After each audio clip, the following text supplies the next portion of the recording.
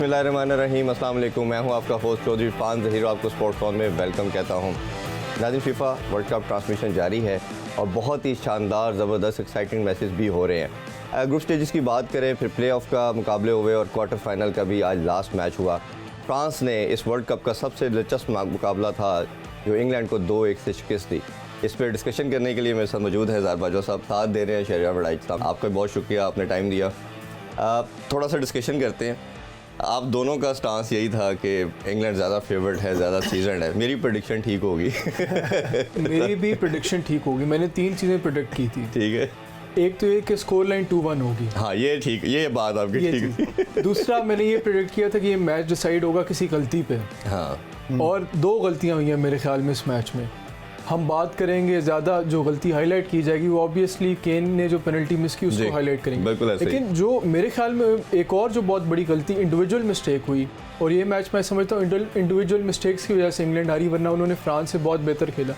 वो आप दूसरे गोल में देखें, वो मैगवायर की गलती थी कि वो जरूर को मार्क नहीं कर सका। हालांकि उसको एक वेकअप कॉल मिली थी जब 70वें मिनट में जरूर ने एक डेम्बेले के हेडर पे एक शॉट मारी जिसको पिकफोर्ड ने बहुत अच्छा सेव किया। That should have been a wake up call for Maguire. लेकिन उसने कोई सबक नहीं सीखा और उससे 1 मिनट बाद दोबारा उसने जरूर को वो मार्क नहीं कर सका। और नो डाउट क्रॉस अच्छा था, लेकिन आप अच्छे डिफेंडर से एक्सपेक्ट करते हो कि वो जरूर जैसे प्लेयर को डी के अंदर, बॉक्स के अंदर स्पेस नहीं देगा। बड़ा एंगरनेस का शो इज़हार किया उससे पहले के। प्रेडिक्शन भी मेरी ठीक हुई। बस ये हम मानते हैं रिजल्ट वाली खराब होगी। कौन जीतेगा? मुझे तो वैसे इंग्लैंड पे बड़ा गुस्सा था। मैंने आपको बताया क्रिकेट की वजह से भी हम वर्ल्ड कप भी हारे हैं, तो मैच से मुझे लग रहा था कि फ्रांस बेहतर साइड है। जो गुस्सा इंग्लैंड को होगा फ्रांस से हारने पे, वो शायद पाकिस्तान में क्रिकेट पे ना वो निकाले। नहीं, वो तो निकाल ही रहे हैं, शायद अब वो थोड़े ठंडे पड़ जाए। जी, आप बताइए शहरयार, कैसे देखते हैं उस मैच को? जैसे एक्सपेक्टेड था कि इस वर्ल्ड कप का one of the best match कहना चाहिए होगा, और ऐसे ही हुआ। बड़ा इक्वल हमें नज़र आया दोनों की तरफ से रिस्पांस बड़ा। अगर हम थोड़ा स्टैट्स भी साथ शेयर कर लें तो 16 जो शॉट्स थी वो इंग्लैंड की तरफ से नज़र आई और 8 जो थी वो हमें फ्रांस की तरफ से नज़र आई। पोजेशन भी समहाउ 58 और 42 है, इंग्लैंड के पास ज़्यादा बॉल पोजेशन रही। बट इवेंचुअली क्लिनिकल जो एक बात करते हैं हम हमेशा कि बड़ी टीम जो होती है वह एग्जीक्यूशन कहीं ना कहीं बेहतर कर जाती है। क्या लगता है या मिस्टेक रीज़न बनी उनके हार की? मैं इस हार से तो पहली बात पे एग्री करूँगा कि मिस्टेक, देखें, हैरी केन का पेनल्टी मिस करना इटसेल्फ एक बहुत बड़ा अजूबा है, जो क्राइम कहना चाहिए है या बेचारे के साथ ज्यादती है हुई है। क्योंकि he is the most prolific penalty taker in the game right now. जितनी पेनल्टीज ये ले चुका है outside of the penalty shoot वो कोई भी नहीं ले चुका। सो if there was any man for the task उस टाइम पे, that man was Harry Kane। और लेकिन उससे वो गोल नहीं हो सका। I think it was because of the nerves, it was because of the huge responsibility he had on his shoulders. बाकी दूसरी चीज़ मेरा ख्याल है उसमें उसके दिमाग में ये भी खटक रही होगी क्योंकि ह्यूगो लोरिस जो कीपर है, जो फ्रांस का कीपर है, जो उनका वो भी उसका टीममेट है इन डोमेस्टिक लीग, तो ही अंडरस्टैंड्स कि हैरी केन ने क्या करना है। ठीक, पहली दफ़ा भी वो ही जज द राइट वे, और लेकिन उसने it was just too good और बहुत कॉर्नर पे यूज़ किया। और जो अब इस दफ़ा भी जो है वो सेम उसने जज जो है वो सही कर लिया था, but I think he was leaning a bit back, जिसकी वजह से जो है ना वो, and he caught it too well, कि उसकी वजह से बॉल जो है वो बाहर से ऊपर चली गई। पहली पेनल्टी में दूसरी पेनल्टी में ये भी फ़र्क था कि पहली पेनल्टी में उसका रनअप ज़रा लंबा था और दूसरी पेनल्टी पे रनअप छोटा था, विच गोज़ टू शो के एंग्जाइटी या एंक्शियसनेस जो है वो उसकी नज़र आ रही थी इससे। Because when you not that confident तो आप कहते हैं जल्दी फटाफट में पेनल्टी लूँ। इसके साथ साथ इंग्लैंड ने ज़्यादा अच्छा खेला ओवरऑल। आप ये बात करें कि कौन डिज़र्व करता था ऑन जस्ट मेरिट्स, तो वो इस मिस्टेक को निकाल दें, हैरी मैगवायर की ये मैन मार्किंग को निकाल दें, तो England deserve to go through based on the amount of chances they created, and based on the amount of close chances that they created। 70 minute के ऊपर हैरी मैगवायर का header है, वो भी वुडवर्क के साथ लग के गया है। So this is as close to the goal as you can get. और फिर इसी टाइम पे इजहार की वो बात जो है कि भाई वो हो सकता है टाइट मैच था, लेकिन ओवरऑल इंग्लैंड ने ज़्यादा अच्छा खेला है और वो हैरी मैगवायर जो है वो अगर वो मिस्टेक ना करता या हैरी मैगवायर का वो हेडर जो है वो वुडवर्क के थोड़ा सा इस तरफ हो जाता तो गेम वुड हैव चलो ये इफ एंड बट्स तो यार की बात को मैं बिल्कुल सेकंड करूंगा। मेरे ख्याल में इस वर्ल्ड कप का इंग्लैंड के हम जितने भी मैचेस देख लें, आप ईरान वाला देख लें 6-2 उन्होंने वो जीता, उसके बाद यूएसए से उन्होंने ड्रॉ किया, फिर फाइनल मैच भी वो जीते ग्रुप स्टेजेस का, सेनेगाल को बाद में राउंड ऑफ 16 में 3-0 आया। लेकिन अगर सारी परफॉर्मेंसेस को हम एनालाइज करें, ये उनकी इस वर्ल्ड कप की सबसे बेहतर परफॉर्मेंस थी। उसकी वजह ये थी कि जो क्वालिटी ऑफ अपोजिशन है, फ्रांस जैसी टीम को इतना डोमिनेट करना, पोजेशन देखें, इंग्लैंड की पोजेशन 60% के करीब थी फ्रांस के खिलाफ, 58 उनकी है 58 उनकी है 42 इनकी है।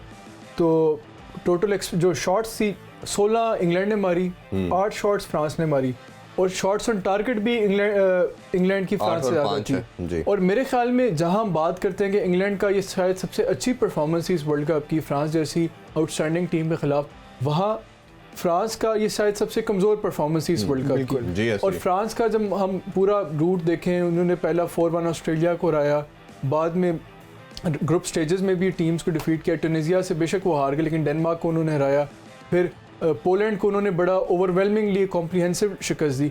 लेकिन कल इंग्लैंड के खिलाफ बहुत शेकी नज़र आए, और अगर वो ये मैच जीतते हैं तो एक तो उनके कुछ प्लेयर्स की इंडिविजुअल ब्रिलियंस, जिस तरह चूहेमेनी का पहले हाफ में गोल था, वो भी एक बहुत ही इंडिविजुअल ब्रिलियंस वाला गोल था, उसमें कोई टीम इतनी ज़्यादा टीम गोल नहीं था जिसमें बहुत ज़्यादा पासेस हुए हों। उसने और उस टाइम पे भी जो है शुरू में भी इंग्लैंड जो है वो आई थी तो they were playing more attacking football, वो भी तो पूरा against the run of play जो है वो इंडिविजुअल ब्रिलियंस, इंडिविजुअल मिस्टेक्स, उसके ऊपर जो है वो ये गेम जो है वो डिसाइड हुई। पहले हम गोल्स को थोड़ा डिस्कस कर लेते हैं। टीम से कहते हैं अगर गोल रेडी है तो साथ हम दिखाते भी हैं, वो भी अब दिखाते हैं आपका दूसरा ये गोल है, ये दिस इज प्योर इंडिविजुअल। उसने 30 यार्ड्स आउट से एक बहुत प्यारी बॉटम कॉर्नर में शॉट प्लेस की और पेस भी है।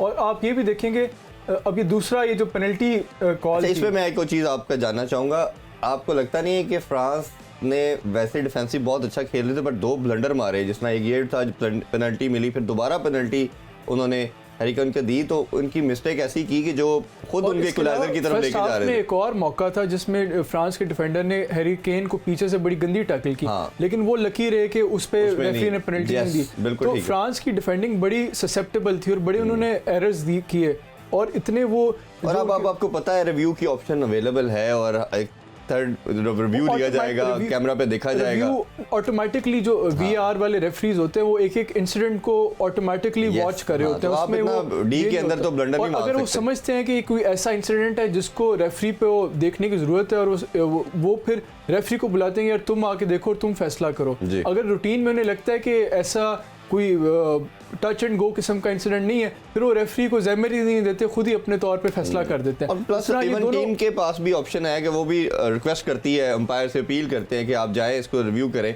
और वो फिर करते हैं। तो आप मेरा ख्याल इस तरह के डिफेंडर को मिस्टेक करनी नहीं चाहिए। थोड़ा ना हमें डिस्टिंक्शन क्लियर होनी चाहिए। जिस तरह क्रिकेट में तो रिव्यू की ऑप्शन है कि हर टीम को 3 रिव्यू होते हैं मैच में या 2 रिव्यू होते हैं, फुटबॉल में इस तरह नहीं है। ऐसे ही है, प्लेयर्स ज़रूर अपील करते हैं लेकिन रेफरी बाउंड नहीं है कि उनकी बात सुने या ना सुने। जो वीआर पे पीछे टीम बैठी होती है, 3-4 रेफरी देख रहे होते हैं, उन्होंने कॉल करनी है कि आया ये इंसिडेंट इतना है इम्पॉर्टेंट या इसमें इतना इशू नज़र आ रहा है कि इस पे जो डिसीजन लिया गया ऑन फील्ड रेफरी वो गलत है। अगर वो समझते हैं फिर वो ऑन फील्ड रेफरी को कॉल करते हैं और वो आगे वैसे भी कई दफ़ा होता है कि मूवमेंट भी, हीट ऑफ मूवमेंट भी आपसे जब अपील की जाती है तो लॉजिक परवेल्स, वो अंपायर को भी समझ आती है कि ये बड़ा क्रूशियल मोमेंट चल रहा है और ये अगर इतनी डिमांड कर रहे हैं तो I have to review it, मतलब वो भी उसको लॉजिक को या सेंस को प्रवेल करते हुए वो जाके मैं वही अर्ज कर रहा हूँ। जो रिव्यू वाला इशू है वो वीआर वाले कर रहे होते हैं, ठीक है। वो 4 रेफरी बैठे होते हैं, उनके सामने मुख्तलिफ कैमराज लगे होते हैं डिफरेंट एंगल से, वो जो इंसिडेंट हो रहा होता है उसको ऑटोमेटिकली बाय डिफॉल्ट रिव्यू कर रहे होते हैं और वो समझते और वो डिसीजन देते हैं कि अगर कोई ऐसा डिसीजन हुआ है जो रेफरी ने ओवरसाइट हो गया है, फिर वो रेफरी को थ्रू माइक्रोफोन या उसको कहते हैं कि यार ये डिसीजन हो गया है, इसको तुम आके देखो, ये तो हमारे ख्याल में तुमने गलत लिया, इसको तुम आके इस पर नजरसानी करो। बिल्कुल आप ठीक कह रहे हैं, बट इधर केस में दूसरा केस जो मैं जैसे बात कर रहा हूँ वो भी ऐसे होता है कि कई दफ़ा ऐसा सिनेरियो होता है जो शायद अंपायर दूर होता है, कुछ होता है तो वो भी एक अपील करते हैं उससे अंपायर से, तो वो भी ओबियसली कोऑर्डिनेशन चल ही रही होती है, तो वो उनसे जान लेते हैं। आई थिंक हमने कुछ मैचेस में देखा है कि रेफरी उस टाइम पे आई थिंक पॉन्डर कर रहा होता है कि मैंने क्या करना है, and he might take in you know जो अपील्स हैं फ्रॉम द प्लेयर्स और he might not take it, but जिस तरह इजहार ने कहा सवाब दीदी वो रेफरी की अपनी है या ऊपर जो रेफरी VR वाली टीम, और यहाँ पे हमने ये दोनों चीज़ें देखी हैं। एक में जो है वो VR ने इसको जो पहला इंसिडेंट था उसमें VR ने जो है वो उसको सेकंड किया रेफरी की डिसीजन को और कहा कि हाँ ठीक है ये जो आपने पेनल्टी नहीं दी दैट्स फाइन और ये पेनल्टी नहीं होनी चाहिए। और जो बाद में जो हैरी केन की पेनल्टी दी गई उस टाइम पे भी यही फिर VR एक्शन में आया, which was लोगों को लग रहा था कि बड़ी एक you know it was an easy decision to make, क्योंकि जो टैकल था वो बहुत ब्रेजन था, he didn't even try to get the ball, but referee ने अपना टाइम लेके VR से चेक करके बिकॉज ऑफ इवन वो जो सेकंड भी फ्रांस ने मिस्टेक की उसमें भी बड़ा एक ब्रूटल किस्म का उसने उसको पुश किया और वो बिल्कुल he was adjusted to the keeper. तो मेरा ख्याल है वो इस तरह के ब्लंडर कई दफ़ा, और आपको पता भी हो कि you are winning the match और रादर दैन के आपका टैकल करने के लिए आप जाएं इस तरह की हरकत और फिर आपको पता भी इतने ज़्यादा कैमरास आपको कवर कर रहे हैं, तो मेरा ख्याल है कि हीट ऑफ द मोमेंट कई मिस्टेक शायद हो जाती है। फ्रांस जो है वो इस मैच के अंदर जिस तरह इजहार ने पहली बात की, they not played well, they not played well at all, they very lucky to go through with this win and England deserve to win based on the merit of play.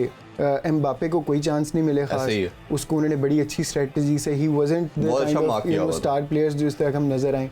और उसके अलावा क्या नाम जो बाकी जो इनकी डिफेंस है, डिफेंस ने बहुत ज़्यादा टैकल्स किए, बहुत एंग्जाइटी थी उनके अंदर, और दैट वाज बिकॉज कि इंग्लैंड अटैकिंग फुटबॉल खेल रही थी और चांसेस बना रही थी, और उस चांसेस बनाने की वजह से उनको और एंग्जाइटी हो रही थी and that created more chances. तो आई थिंक ये बड़ी जो है ना लकीली जीते हैं। और इसमें थोड़ा सा अगर हम दूसरे गोल की भी बात कर लेते, जरूर ने जो किया, जिस तरह अभी हमने पहले भी डिस्कस किया कि पहले 1 मिनट या 1.5 मिनट पहले वो थोड़ा अनलकी रहा, उसने अटेम्प्ट की, बच गए, बड़ा अच्छा सेव किया, बट दोबारा फिर हम देखते भी हैं और देखें कि उसने फिर दोबारा उसी तरह क्रॉस दिया गया उसको जरूर पास। कि हम कैरियर को एनालाइज करें, वो एसी मिलान से खेला है, चाहे वो चेल्सी से खेला है, चाहे आर्सेनल से खेला है, चाहे फ्रांस से खेला है, this is the bread and butter for जरूर। ये इस तरह के गोल हैं, इसने सारी उम्र अपनी कैरियर में इसी तरह के गोल किए हैं। कोई क्रॉस आया है राइट साइड से, लेफ्ट साइड से उसको वो हेड करेगा या वन टच पोचर्स फिनिश करेगा, these are the sorts of services that Giroud thrives on. उसमें ग्रीजमैन को भी क्रेडिट जाता है कि उसने बहुत प्यारा पास निकाला, लेकिन मैं फिर वो अपनी बात दोहराऊंगा कि आप इंटरनेशनल लेवल पे जो वर्ल्ड कप का क्वार्टर फाइनल है, आप एज अ सेंटर बैक, ये आपकी मिस्टेक है कि आपने एक जरूर जैसे प्लेयर को एक किस्म का फ्री हेडर दिया, बिल्कुल फ्री उसको मार्क करने का, और इनको एक आधा सेकंड ही चाहिए होता है। हालांकि उसने वापस आगे कवर करने की कोशिश की, लेकिन जरूर से आगे निकल गया था। ग्रीजमैन को क्रेडिट जाता है, उसने बॉल को स्पॉट किया, जरूर ने रन बहुत अच्छा बनाया, और मेरे ख्याल में हैरी मैग्वायर की गलती थी, हालांकि जो उससे पहले 1 मिनट पहले चांस बना था उसमें भी वो फेल टू मार्क जरूर। यस, और इस तरह के बड़े मैचेस में कोई एक आधी ऐसी मिस्टेक होती है जो आपकी कंट्री को टीम कॉस्ट कर देती है। इवन आइडेंटिफाई भी किया कि you haven't marked him properly, वो बड़ा उसने गुस्से का इजहार किया दोनों डिफेंडर पे कि आपने इसको ओपन छोड़ा हुआ है, और राइट आफ्टर 1 मिनट फिर उसने एक मूव बनाई और उन्होंने कन्वर्टेड गोल। ये ग्रीजमैन के ऊपर भी इसका क्रेडिट है, इवन हैरी मैग्वायर की गलती है। ग्रीजमैन ने आप देखें बिल्कुल टच लाइन के साथ से जो है वो उसने क्रॉस दिया। Normally you would want a little more space, you would expect कि वो जो उनके राइट बैक है उसको वो जो है ना वो डॉज करके आगे निकलेगा, दिल get in a bit more space. It was a very early cross from him which was I think something that Harry Maguire जो है ना वो he was cot of guard, क्योंकि उस टाइम जिरू ने रन ले लिया था जब हैरी मैग्वायर ने उसके पीछे पे भागना शुरू किया। आई think that was the difference. और ग्रीजमैन ने इस वर्ल्ड कप के अंदर बहुत अच्छा खेला, he was under a lot of pressure. इसकी भी अपनी डोमेस्टिक जो परफॉर्मेंसेज रही हैं, वो जिस ग्रैंडर के साथ ये पहले खेलता था, इसने पिछले 2-3 साल में उतनी अच्छी परफॉर्मेंसेज नहीं दी हैं। बार्सिलोना के अंदर इतना अच्छा नहीं गया, बहुत ही हाई साइनिंग थी, बड़ी साइनिंग थी कि भाई ग्रीजमैन आ रहा है, बट ही कुडंट परफॉर्म। उसके बाद वापस एथलेटिको मैड्रिड में आया फिर, so it was very heartening to see Griezmann coming into a new role, जो इसने मिडफील्ड के अंदर जो है वो फ्रांस को एक बड़ा अच्छा क्रिएटिव आउटलेट दिया है through out the world cup, और इसमें अभी दोनों असिस्ट भी इसी ने किए हैं। बिल्कुल ऐसे ही। अच्छा, कुछ हम बात कर रहे थे उन टीम्स की जो वर्ल्ड कप से बाहर हुई, जो फेवरेट थी, कंटेंडर थी टाइटल जीतने के लिहाज से, जैसे अभी हम इंग्लैंड की बात कर रहे हैं, शायद वो लास्ट की सबसे अच्छी फुटबॉल खेल रहे थे और that's why we are always saying कि ये one of the best contender हैं इस टाइटल को जीतने के लिहाज से, बट वो बाहर हुई। इसी तरह ब्राज़ील की बात की जा रही थी, दे वर नंबर 1। तो क्या लगता है क्या क्या ऐसी मिस्टेक इन टीम से हुई, या हमने जैसे पहले जर्मनी का भी शुरू में बाहर होना या बेल्जियम का बाहर होना, अगर इसको आप ओवरऑल समराइज़ करें तो क्या आपको लगता है कि क्या ऐसे पार्ट पे इनसे मिस्टेक हुई जो इनके जर्नी को एक हैम्पर कर पाए? देखिए, अगर हम पिछले 5-6 वर्ल्ड कप्स देखें, 98 से हम शुरू हो जाते हैं। 98 में फ्रांस ने जीता, 2002 में ब्राज़ील ने जीता, 2006 में इटली ने जीता, फिर 2010 में स्पेन ने जीता, 2014 में जर्मनी ने जीता, फिर 2018 में फ्रांस ने जीता। अगर हम फ्रांस का जो 2018 की विक्ट्री है और स्पेन की 2010 की विक्ट्री को निकाल दें और बाकी जो 4 वर्ल्ड कप जीते गए हैं उसमें जिन टीमों ने वर्ल्ड कप जीता उनका डिफेंस बहुत स्ट्रांग था। आप इटली की 2006 की विक्ट्री देख लें, वो कोई इतनी ऑल आउट अटैकिंग फुटबॉल नहीं करते थे, लेकिन वो पीछे गोल नहीं खाते थे, और जो उनका डिफेंसिव डिफेंडर्स और जो उनका डिफेंसिव मिडफील्डर कोर बहुत स्ट्रांग था और उन्हें पता होता था कि हम गोल नहीं खाएंगे और एक आधा हमें कोई ऐसा मौका मिलेगा जिससे हम निकाल लेंगे। और एक और चीज़, उनमें कंसिस्टेंसी बड़ी होती थी उन टीम्स में। जो स्पेन है या अगर हम देख लें फ्रांस वाला, वो तो एक ऐसी ऑल आउट अटैकिंग फुटबॉल खेलते थे और हर मैच में उन्होंने कंसिस्टेंटली ऐसा खेला। लेकिन जो बाकी जर्मनी जीता 2014 में, 2006 में इटली जीता, 2002 में वो ब्राज़ील जीता या 98 फ्रांस जीता, उनकी जो हर मैच में कंसिस्टेंटली ऐसा नहीं था कि एक मैच में बहुत आला परफॉर्म करें, अगले मैच में उनकी परफॉर्मेंस बिलो पार है।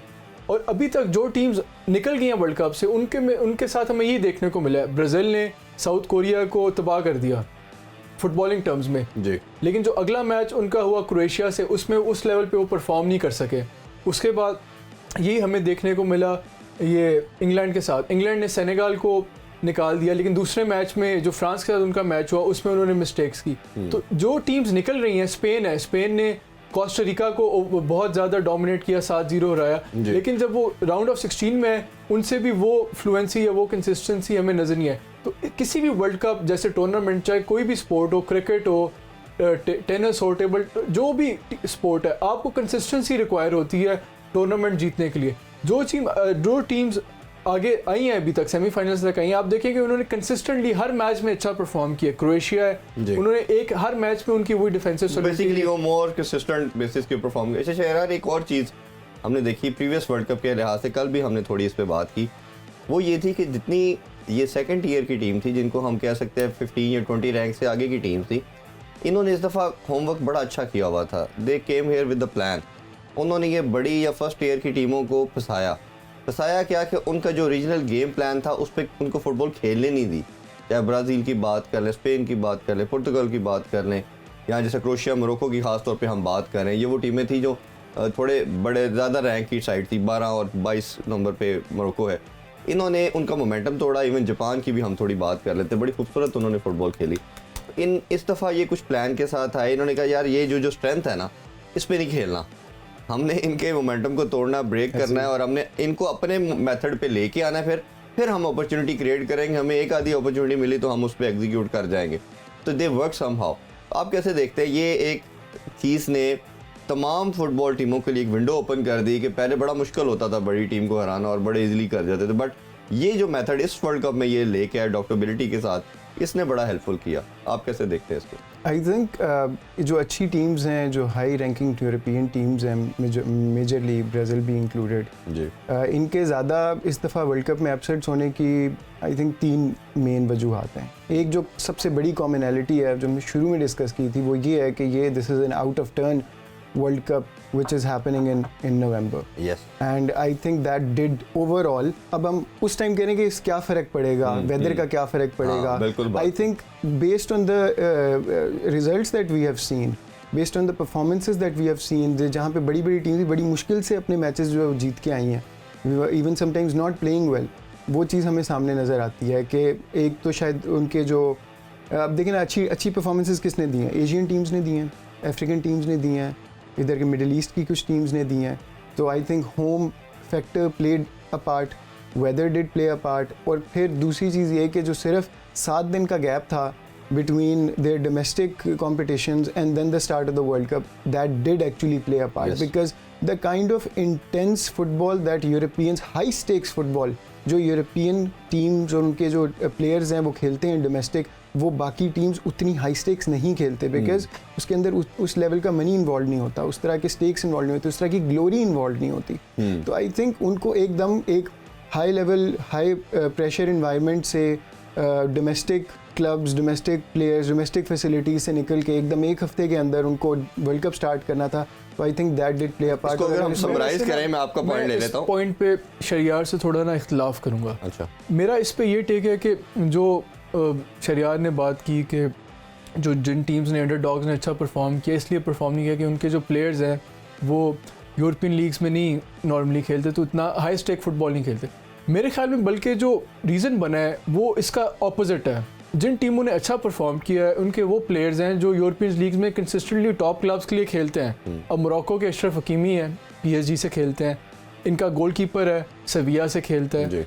यूसुफ नसीरी है, वो भी सेविया से खेलता है.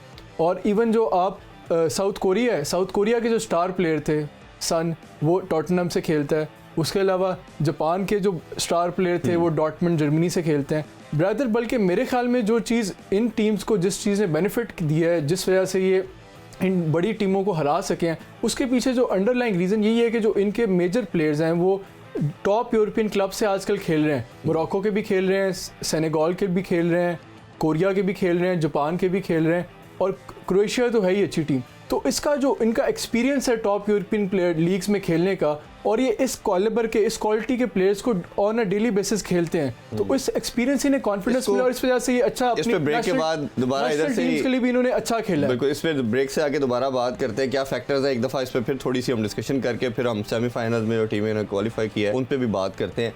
अभी ये छोटा सा ब्रेक लेते हैं जी. Don't go anywhere, stay with us. Once again, welcome back is Sport On और आप देख रहे हैं FIFA world cup special transmission. Break से पहले बात कर रहे थे हम क्या रीज़न बनी टीमों का कुछ का बाहर होना, खासतौर पे अपसेट के वाले से बात कर रहे हैं. अच्छा, मेरा पॉइंट ऑफ व्यू उसमें थोड़ा सा ये है, जो मैंने देखा शायद एक तो सबसे बड़ा जो मुझे समझ आई वो वेदर का था. क्योंकि जितना मर्जी आप बात कर लें, नवंबर में वेदर उधर बेहतर हो जाता है, बट सम हाउ उस तरह के जिस वेदर से वो लोग ट्रैवल करके आए हैं, चाहे हम यूरोपियन टीम की बात कर लें या साउथ अमेरिकन की बात कर लें, बहुत डिफरेंस है. क्योंकि जिस तरह का उधर माइनस में टेम्परेचर चल रहा है और जिस तरह की वो हैबिचुअल उनकी बॉडीज़ हैं, आलो के अरब कंट्रीज़ के अंदर हमें वी ऑल नो के बड़ा डिफरेंट किस्म का होता है. डिहाइड्रेशन बहुत हो जाती है, ह्यूमिड भी होता है सम हाउ. इवन शाम को बेहतर तो होता है, बट फिर भी कहीं ना कहीं वो डिफरेंस तो आता है. दूसरा जो मुझे लगा, जो शहयार ने भी बात की, मुझे लगा कि शायद जब कोई भी इंडिविजुअल स्पोर्ट्समैन जो होता है वो ज़्यादा कोई भी स्पोर्ट खेलता आता है कंटिन्यूसली, तो बॉडी उसकी फटीग भी हो जाती है. आप किसी भी बड़े इवेंट के लिए आपने देखा होगा, किसी इवन क्रिकेट की भी हम अगर एग्जांपल दें, तो बड़े प्लेयर्स अपने आप को बड़े इवेंट से पहले रेस्ट कर लेते हैं. उससे जो पहले प्री सीरीज़ होती है उसमें नहीं वो खेलते, ताकि जब नेक्स्ट बड़े इवेंट में जाना तो वो फ्रेश जाएँ, उनकी बॉडी फटीग ना हो, किसी किस्म के निगल ना उनको आएँ. वो इन चीज़ों को सबको लुक आफ्टर करते हैं अपनी बॉडी को. तो मेरा मानना ये कि शायद ये भी एक फैक्टर हो सकता है कि जो एक जैसे जो भी लीग के अंदर इन्वॉल्व थे और जब उसके बाद आए तो उसने कहीं आके उसको कहीं आके एनर्जी को पुश किया. तो क्या क्या लगता है? आई थिंक ये आपकी बात से मैं तो एग्री करता हूँ. इसमें मैं इजहार की बात पे एक क्लैरिफिकेशन भी ले सकता हूँ. जहाँ पे मैंने कहा था कि they don't play with that in high intensity, तो I was talking about the overall teams. अब मोरक्को के अंदर 3 प्लेयर्स हैं जो हाई स्टेक्स लीग्स के अंदर खेलते हैं, बाकी लोग नहीं खेलते. सो उनकी जो प्लेइंग है या जो हाई स्टेक्स वो लोग खेलते हैं, वो फ़र्क है यूरोपियन वर्सेस उनके अंदर. इसके अलावा आई थिंक जो मेन चीज़ जिसकी वजह से हम थोड़ा सा ना फिर उसको हमें इंडिविजुअली टीम्स की जो बड़ी टीम्स हैं उनको देखना होगा कि वो किन वजूहात से निकली हैं. जो कुछ तो 1-2 कॉमन फैक्टर्स थे, वो आई थिंक ये थे. अगर ये यूरोपियन टीम्स, मेरे ख्याल में अगर ये मिड समर्स के अंदर ये वर्ल्ड कप हो रहा होता, जहाँ पे उनको ब्रेक के बाद 1 महीने की ब्रेक के बाद जो है वो ये वर्ल्ड कप स्टार्ट होता, तो they would have played better I think.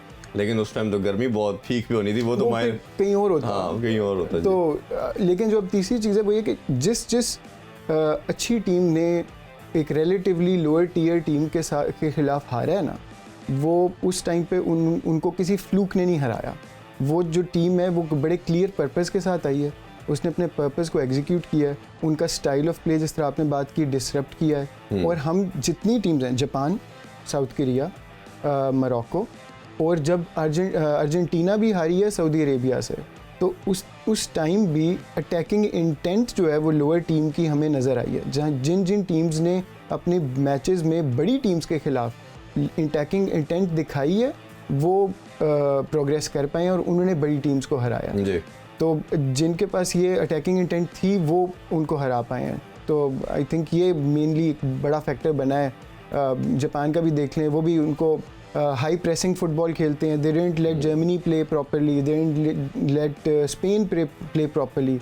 Morocco के पास जो है बुफॉल और जिएख और अन-नसीरी है, जिस पे हमने कल लंबी चौड़ी बात की थी कि वो दे पोजेस दैट, वो 90+6 मिनट के ऊपर भी they possess that attacking intent. जो अर्जेंटीना वाले जो दोनों गोल थे वो भी ऐसे थे। बेल्जियम मेरा ख्याल है एक ऐसी टीम रही है, ब्राज़ील को क्रोएशिया ने मैच किया है। Croatia is not an underdog team, कहीं से नहीं है। 2018 के अंदर मतलब हमेशा हर वर्ल्ड कप में, इवन अगर आप प्रीवियस भी देखें 2 डेकेड से, तो हर वर्ल्ड कप में they perform really well, they perform above there expectations. Yes, and अभी इस दफ़ा भी वही हो रहा है। तो जो बाकी टीम्स है, मेरे ख्याल में Belgium was one of the teams जो स्ट्रेटेजिकली या टैलेंट वाइज उनमें हमें कमी नज़र आई, जहाँ पे they didn't have that mix and match जो एक्सपेक्टेशंस के साथ उनके साथ थी, वो शायद थोड़ी सी मिसप्लेस थी। बिल्कुल ठीक। जो हम अभी हाइंडसाइड में देखते हैं, because they didn't not play well at all in the world cup. आपको पॉइंट ऐड करना मेरा आप दोनों से बड़ा मुख्तलिफ इस पे पॉइंट ऑफ व्यू। पहले हम बात करते हैं वेदर की। वेदर जो राउंड ऑफ 16 में स्पेशली मैचेस हुए हैं, टेम्परेचर है 20 से 25 के दरमियान, और ये ऐसा वेदर है जिस पे जो हमारा वेस्टर्न यूरोपियन समर है उसमें इस तरह का वेदर होता है, और जब प्रीमियर लीग वगैरह स्टार्ट होती है या साउथ अमेरिकन लीग्स होती है उसमें इसी किस्म का टेम्परेचर या वेदर होता है, तो वेदर का इशू नहीं है।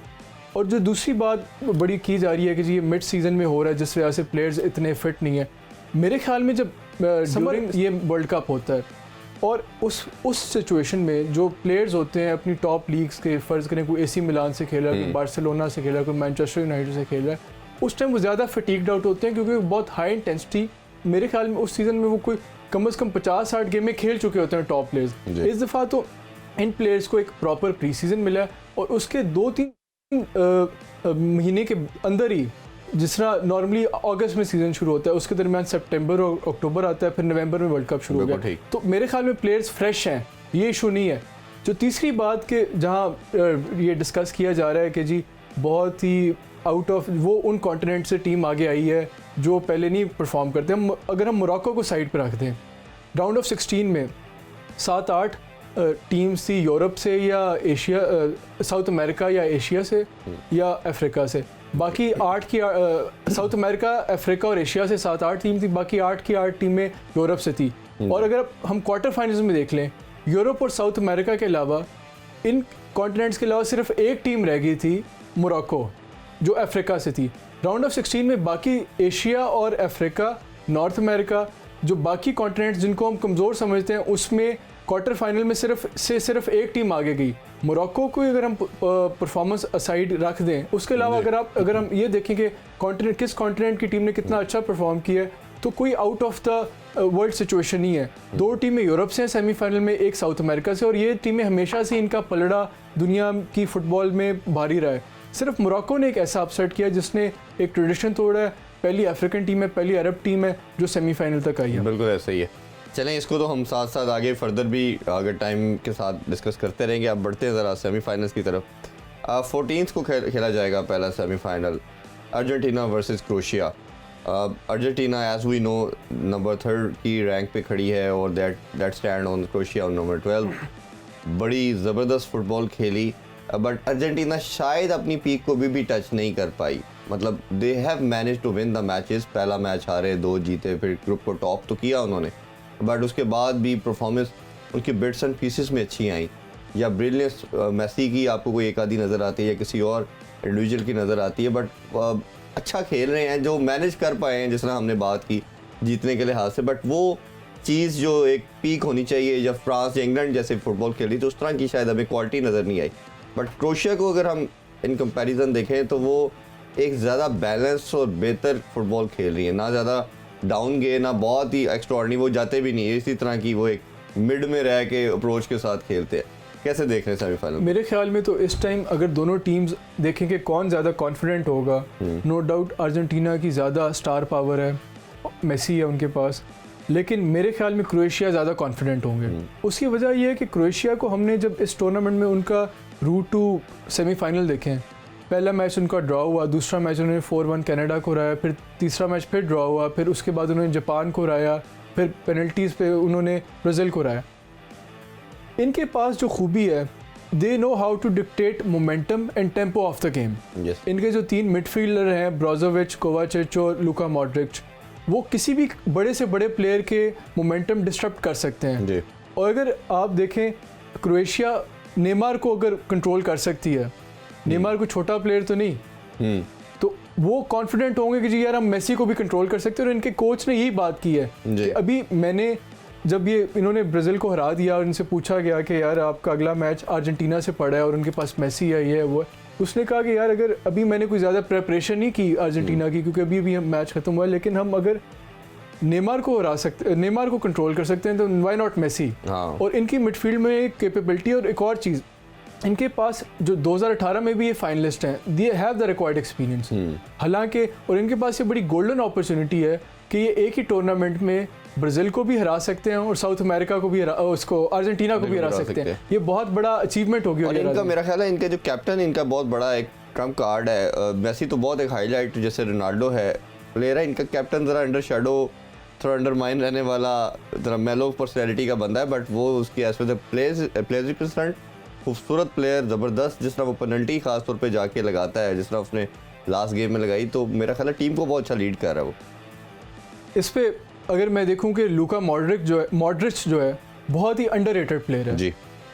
और उसके पास ये खूबी है कि हालांकि वो 37-38 साल उसकी उम्र है, लेकिन मेरे ख्याल में कुछ प्लेयर्स में ये खूबी होती है कि उनकी मेंटल शार्पनेस इतनी ज़्यादा होती है कि वो माइक्रो सेकंड्स में जो डिसीजन मेकिंग इतनी क्विक होती है, उन्हें पता होता है कब हमने किस तरफ रन बनाना है, किस तरफ गेम जा रही है तो हमने किस तरफ जाके ब्लॉक करना है, किस बंदे को हमने पास देना है। तो इस लिहाज से उसकी मेंटल शार्पनेस मेरे ख्याल में इस टाइम जितने भी प्लेयर्स हैं जो अभी रह गए हैं वर्ल्ड कप में, शायद मेसी के अलावा वो भी बड़ा कह लें कि डिबेटेबल है कि कौन मेंटली ज़्यादा तेज़ है इन दोनों में से। तो इसमें उसके पास ये बड़ी खूबी है और इन लोगों को उसकी लीडरशिप की जो है उसके तहत ये गेम को डोमिनेट कर सकते हैं, ये टेम्पो कंट्रोल कर सकते हैं। जिस तरह इन्होंने ब्राज़ील के खिलाफ गेम को स्लो डाउन किया जब ताकि ब्राज़ील की फ्लुएंसी ना रहे, इस तरह अर्जेंटीना के खिलाफ भी यही करेंगे। ये कोशिश करेंगे कि बॉल रिटेन करें और मेसी को और जो उनकी बाकी सपोर्टिंग कास्ट है उनको ऐसा मौका ही ना दें कि वो गेम में ऐसे चांसेस निकाल सकें। यार अभी आपसे तो डिटेल अभी बताइए अपना ओपिनियन। उसमें एक आपको पता है विन प्रोबेबिलिटी भी आती है, उसमें बताया जा रहा है 52% अर्जेंटीना है, 20% एक्स्ट्रा टाइम में जा सकते, 28% और क्रोएशिया की 20% बता रहे हैं। But these are basically stats. Eventually तो जब गेम होती है तो एट द टाइम वो 90 मिनट्स का जोर लगता है कौन अच्छा खेलता है। आप ओवरऑल कैसे देखते हो सारी चीज़ों को? पहले तो मैं इजहार की बात से एग्री करूँगा। I think Modric is I wouldn't say he's an underrated player, I think, but he has gotten the due credit that he deserves after 2018.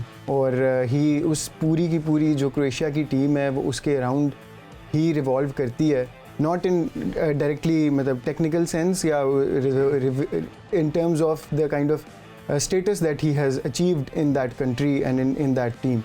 And he वो बाकी बहुत अच्छा लेके जाता है। And मॉड्रिच के ऊपर बात करना बड़ा इसलिए अच्छी बात है कि ये ज़रूरी है कि 37 इयर्स की एज में भी not being Ronaldo, not being Messi, Real Madrid जैसी टीम में जहाँ पे सुपरस्टार्स से भी बड़ा सुपरस्टार्स बैठे होते हैं, day in and day out start करना और मिडफील्ड को डिक्टेट करना, that just goes to show कि अभी भी at 37 years of age he does have the capability of, वो इस तरह के इस तरह का प्ले मेकर है जो इस तरह के वो आउटसाइड ऑफ द बूट से इस तरह के फ्लिक्स भी करता है जो you don't expect from anyone. हमेशा बड़ा कूल एंड काम रहता है, कंपोज रहता है। बात को मैं ऐड ऑन करूंगा, नॉर्मली जो विंगर्स होते हैं या फॉरवर्ड्स होते हैं जो अपनी पेस पे बहुत ज़्यादा रिलाई किया होता है उन्होंने गेम में, उनके 30 के बाद कैरियर में डिप आता है। मॉड्रिच ने कभी भी अपनी पेस पे बहुत ज़्यादा रिलाई नहीं किया, हमेशा से उसकी पेस कोई बहुत आउटस्टैंडिंग नहीं रही। तो इस तरह के प्लेयर्स के पास ये क्वेश्चन होता है कि अपने कैरियर को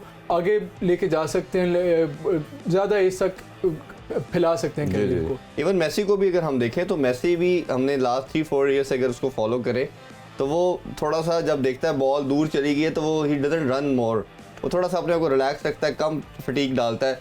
जब बॉल आती है तो फिर एकदम वो रन करके अपनी एनर्जी को सेव रखता है। जैसे फास्ट बॉलर भी हमने देखते हैं कि जब 30s के बाद अपने रन को थोड़ा कर्टेल करके शॉर्टन कर लेते हैं। मेसी की वैसे भी एक क्वालिटी रही है कि he is very good at reading when he is supposed to make a run, when he is not supposed to make a run, so he conserves, he does do this. और ये अपने domestic football के अंदर भी यही करता है कि वो जब उसको ज़रूरत नहीं ना भागने की, वो बिल्कुल नहीं भागेगा, वो हिल जस्ट स्टे देयर, थोड़े से अपने उस सर्कल रेडियस के अंदर जो है वो हिल टर्न अराउंड, हिल अंडरस्टैंड अच्छा बॉल अभी इधर जा रही है, he has very good reading of the game and he understands कि अच्छा अब ये होना है तो फिर आगे बॉल इधर जानी है, then he is gonna make a run and then he burst into the क्या कहते हैं जो अपने मोमेंटम या अपने जिस तरह की स्किल्स वो फिर निकालता है, वो इसी वजह से आती है बिकॉज ही कंजर्व्स हिज एनर्जी। इसी के ऊपर अभी अर्जेंटीना का जो मेन स्टे है वो लियोनेल मेसी है, और लियोनेल मेसी को और अर्जेंटीना की टीम को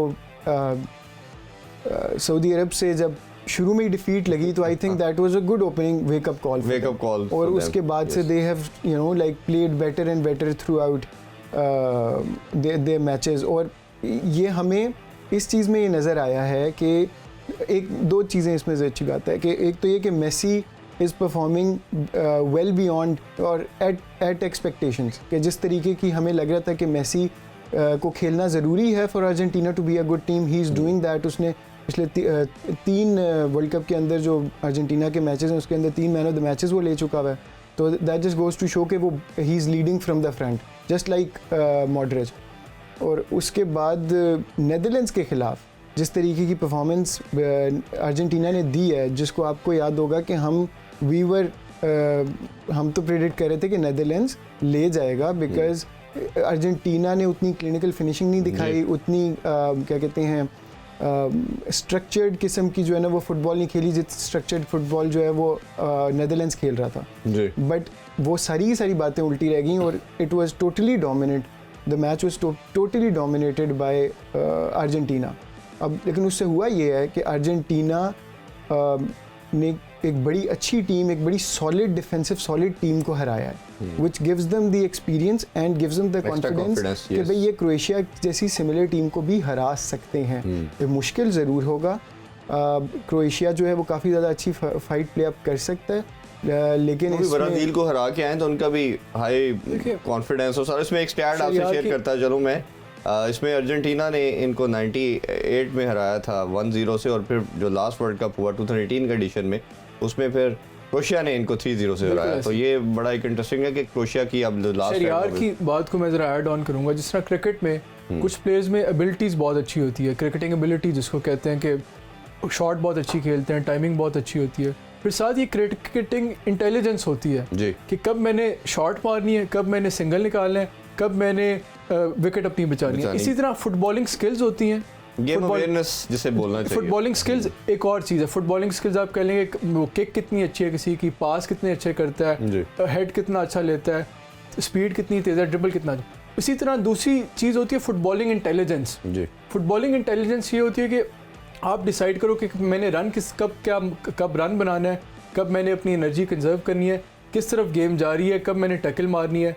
तो जो लुका मॉड्रिच और मेसी जैसे प्लेयर्स हैं इनके पास फुटबॉलिंग स्किल्स तो है ही है, लेकिन इन लोगों की फुटबॉलिंग इंटेलिजेंस बहुत ज़्यादा है, गेम रीडिंग बहुत अच्छा करते हैं और इस वजह से ये इस एज में भी बहुत अच्छा परफॉर्म कर रहे हैं। बिल्कुल ठीक है। मैं यहाँ पे एक थोड़ी सी बात वैसे टीम के अराउंड ऐड कर लूँ, इजहार की फुटबॉल इंटेलिजेंस के हिसाब से बात जो है वो अर्जेंटीना जो है वो फ्लेयर बहुत ज़्यादा है, क्वालिटी उनके पास काफ़ी है, ऑफ द बॉल रन्स भी अच्छे बनाते हैं, मेसी जैसे प्लेयर उनके पास हैं, हर्नांडेज है जो बड़ा अच्छा खेल रहा है, बट दे कभी कभी ना बड़े स्क्रैपी खेलते हैं, कभी कभी उनकी जो सारी स्ट्रेटजी होती है ना वो it goes out the window और वो फिर जो है ना वो टच एंड गो खेल रहे होते हैं। But on the other hand Croatia के पास ये एबिलिटी है कि they never lose sight of the plot.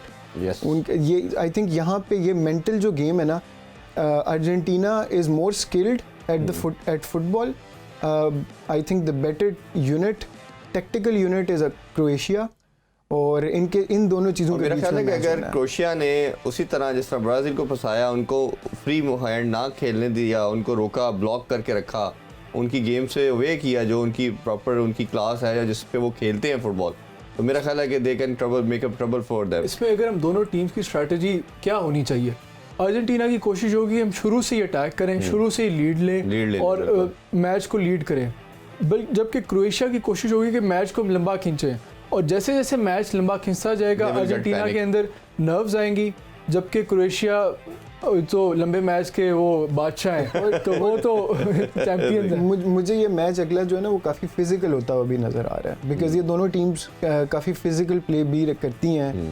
इनके जो अर्जेंटीना भी करती गुड है, साइड हमने इस दफ़ा बहुत कम देखा है। अगर आप प्रीवियस वर्ल्ड कप या देखें तो काफ़ी फिजिकल होती थी चीज़ें, शायद अब स्ट्रिक्टनेस ज़्यादा आ गई है, कैमरास बहुत इन्वॉल्व हो गए हैं, अंपायर बड़े स्ट्रिक्ट हो गए, तो अभी इस दफ़ा हमने देखा कि काफ़ी कम उस लिहाज से हमें देखा कि रेड कार्ड तो बहुत ही रेयर हमें नज़र आए।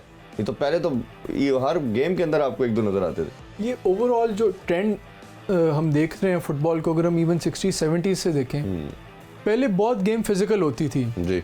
अब जो रिसेंटली ख़ास तौर पे यूरोपियन लीग्स में आहिस्ता आहिस्ता इन लोगों ने सोचा कि यार हमने अपने प्लेयर्स को प्रोटेक्ट करना है जी, और प्लेयर्स रेफरी भी बहुत इजीली थोड़ा सा भी हल्का सा भी टच हो तो बड़े इजीली फाउल दे देते हैं। तो ये ओवरऑल एक फुटबॉलिंग ट्रेंड है कि गेम कम फिजिकल हो रही है, और ये हमने फुटबॉल वर्ल्ड कप में भी ये मेरा ख्याल अच्छा साइन है किसी भी गेम के लिहाज से कि आप जितना फिजिकल कम होगे, स्किल के ऊपर ज़्यादा रिलाई करेंगे तो फ्लेयर भी ज़्यादा आता है, स्पेक्टेटर भी ज़्यादा एंजॉय करता है। फिजिकल गेम का अपना एक मज़ा होता है, और वो जब दो टीमें आपस में एक जंग की तरह, वो रग्बी वाली या दूसरी साइड पे तो वो हमें obviously they are made for it. Fans बड़ा एंजॉय करते हैं फिजिकल गेम्स को कि कैसी यार उसने टैकल मारी, खास तौर पे जो इंग्लिश फुटबॉल है प्लेयर्स के लिहाज से उसमें इंजरी का जो चांसेस है, किसी की सीरियस इंजरी होती है उसको लंबा टाइम फिर बाहर बैठना पड़ता है। खास तौर पे जो इंग्लिश प्रीमियर लीग है और जो इंग्लिश फैंस हैं वो इस चीज़ को बड़ा एंजॉय करते हैं कि यार ये बंदा टैकल बड़ी कमाल मारता है और इसके मतलब फिजिकलिटी बहुत ज़्यादा, हेड्स बड़े अच्छे लेता है। तो ये भी एक टेंडेंसी होती है, कुछ लोग इस चीज़ को पसंद। और मैं उस कॉन्टेक्स्ट में बात करूं कि जब आपके फाउल कम होंगे, दूसरा होगा, तो वो गेम ज़्यादा खूबसूरत फ्लरिश करती है उस लिहाज से। थोड़ी सी बात दूसरे सेमीफाइनल की भी कर लेते हैं, France versus Morocco. As we know France number 4 side है और अभी तक की अगर मोस्ट फेवरेट साइड भी अब तो कहना चाहिए, हम कह सकते हैं। मोरक्को हम सब की फेवरेट दिलो जान से, सबसे हमारी मेरा ख्याल है पूरे मुसलमान जितने भी हैं, मुस्लिम उम्मा, सबकी फेवरेट कहना चाहिए। ख़ासतौर पे जब से उन्होंने पहली टीम बनी अफ्रीकन साइड या अरबियन साइड कहना चाहिए, क्वालिफाई किया सेमीफाइनल के लिए, तो बड़ा एक और ज़बरदस्त मुकाबला एक्सपेक्ट करते हैं। और मेरा तो दिल और ख्वाहिश सबकी होगी, हम सब की, कि किसी तरह मोरक्को जीते। और शहरयार की भी फेवरेट साइड है, इन्होंने शुरू से इनको बड़ा बैंक किया, इनको बड़ा सपोर्ट किया। तो क्या देखते हैं इस सेमीफाइनल को भी कि अगर मोरक्को कर गया, they're just away from 2 games, तो क्या एक हिस्ट्री बनेगी कि पहली दफ़ा किसी इस्लामिक कंट्री ने टाइटल जीता। देखिए, अगर हम इन दोनों टीम्स का एनालाइज करें, फ्रांस ने अभी तक वर्ल्ड कप में 11 गोल किए हैं, जो इनके 5 मैचेस उन्होंने अभी तक खेले हैं, जबकि मोरक्को ने वर्ल्ड कप में अभी तक सिर्फ 5 गोल किए हैं। लेकिन फ्रांस ने वर्ल्ड कप में 5 गोल खाए भी हैं और मोरक्को ने अभी तक इस वर्ल्ड कप में सिर्फ 1 गोल खाया है। उनको बोनो होने नहीं देता। तो ये एक ऐसा स्टैटिस्टिक है जो बताता है दोनों का स्टाइल ऑफ प्ले। फ्रांस वही ऑल आउट अटैकिंग फुटबॉल खेलेगी, उसकी भी कोशिश होगी कि शुरू में ही हम मैच लीड करें जी, और लीड करें, अपनी नर्व्स को सेटल करें। लेकिन मोरक्को की कोशिश होगी कि जो मर्जी हो जाए, जान चली जाए, लेकिन हमने गोल नहीं खाना। और ये इसी वजह, स्ट्रैटेजी की वजह से देखिए कि उनको इंजरीज कितनी हुई हैं। उनका लेफ्ट बैक इंजर्ड है मजरूई, उनका एक सेंटर बैक इंजर्ड है अगुएर, एक और उनका जो सेंटर बैक साइस वो इंजर्ड है। और बहुत क्रूशल चीज़ ये है कि जो इनके इंजर्ड प्लेयर्स हैं, इनमें से कितने प्लेयर्स वापस अवेलेबल होंगे अगले सेमीफाइनल के लिए। और मेरा ख्याल है अगर वो थोड़ी सी भी उनके अंदर कोई चांसेस होगा खेलने का, तो विल गो फॉर इट, क्योंकि ये लाइफ टाइम मोमेंट है उनके लिए, जो अपॉर्चुनिटी क्रिएट की है। उसकी आप कुछ ऐड करना चाहिए इस मैच को। इजहार की बात से मैं एग्री करता हूँ। यहाँ पे ये जो स्टैट है काफ़ी टेलिंग है। आई थिंक मोरक्को के चांसेस ज़रूर हर्ट हुए हैं because of all the injuries that they have got, क्योंकि वो बैक 4 है, जो वही बैक 4 है जिसने अपार्ट फ्रॉम दिस पोर्चुगल का मैच, बाकी सारे के सारे मैचेस उन्होंने इकट्ठे खेले। So that is the main reason कि उन्होंने 1 गोल खाया है, वो आई थिंक उस बैक 4 की वजह से। एंड फ्रांस जो है वो शुरू में ही आएगा and we would want to exploit that. It's going to be very interesting कि भाई एगर्ड है, साइस है या मजरूई है, ये are they able to come back. अब वो इंजरीज की हमें, अब ये देखें मोरक्को के प्लेयर्स, इनमें से 5 प्लेयर इंजर्ड हैं 6 प्लेयर सस्पेंडेड है। वलीद शडीरा जो जिसको रेड कार्ड मिला वो इस मैच के लिए अनअवेलेबल है। साइस जो उनके कैप्टन है वो इंजर्ड है, मजरूई इंजर्ड है, अगवार्ड इंजर्ड है, जियाश इंजर्ड है, साबरी इंजर्ड है। अब देखते हैं कि इनमें से कितने प्लेयर अवेलेबल होंगे मैच खेलने के लिए। और आप वाली बात, इनमें जितना जोश और जज्बा होगा शायद पेन किलर्स खा के या वो करके आएंगे, जरूर आएंगे। उन्हें पता कि पूरी मुस्लिम उम्मा हमें सपोर्ट कर रही है और प्लस एक प्लेयर या टीम के लिए भी इसमें एक और जो बहुत इंपॉर्टेंट फैक्टर होगा इस मैच में वो है होम ग्राउंड। मोरक्को एक समझ लें अपने होम ग्राउंड में खेल रही है। आपने देखा जो स्पेन और पोर्चुगल वाला मैच है, होम क्राउड फुटबॉल में शायद क्रिकेट से ज़्यादा इंपॉर्टेंट होता है। होता ये है कि जब आप होम ग्राउंड में खेल रहे होते हो, जब ओपोनेंट टीम के पास बॉल जाती है तो सारा क्राउड बू करना शुरू हो जाता है, हूटिंग करना शुरू हो जाता है। और जैसे ही आप पे बॉल आती है तो वो शोर शराबा और ड्राइव करते हैं अपनी टीम को अच्छा परफॉर्म करने के लिए। और कल हमें जो बल्कि सेमीफाइनल वेडनेसडे को जब होगा, मोरक्को के पीछे पूरा जो स्टेडियम होगा 90% लोग मोरक्को के सपोर्टर्स होंगे, शायद 5-10%। स्पोर्ट के अलावा हम भी सपोर्ट कर रहे हैं और इस दुआ उम्मीद के साथ वो जीते और शायद पहली दफ़ा वो ये टाइटल भी जीते। इसी के साथ आपसे इजाज़त चाहते हैं, आपसे मुलाकात होगी फर्स्ट सेमीफाइनल के साथ। अपना ख्याल रखें, अल्लाह हाफिज़, पाकिस्तान जिंदाबाद।